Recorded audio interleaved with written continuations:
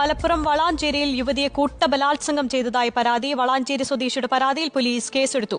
വീട്ടിൽ അതിക്രമിച്ചു കടന്ന 3-അംഗ സംഘം ബലാത്സംഗം ചെയ്തെന്നാണ് പരാതി. യുവതിയെ ആശുപത്രിയിൽ പ്രവേശിപ്പിച്ചു. ഈ വീഡിയോ നിങ്ങൾ കാണുന്നുണ്ടെങ്കിൽ എന്നോട് ദേഷ്യം തോന്നരുത്. കാരണം വളരെ റിയൽ ആയിട്ടുള്ള ഒരു കാര്യമാണ് ഞാൻ നിങ്ങളോട് പറയാൻ പോകുന്നത്. നമ്മുടെ കേരളത്തിൽ ഒട്ടും സേഫ് അല്ല എന്ന് പറഞ്ഞു കഴിഞ്ഞാലോ നിങ്ങൾ വിശ്വസിക്കുമോ? കാരണം എനിക്ക് ഒരുപാട് എൻക്വയറീസ് വരാറുണ്ട്. കേരളത്തിലെ ഒട്ടുമിക്ക ആൾക്കാർ അവരുടെ നാട്ടിലെ പ്രോപ്പർട്ടീസൊക്കെ വിറ്റിട്ട് ദുബായിൽ ഇൻവെസ്റ്റ് ചെയ്യുന്നുണ്ട്.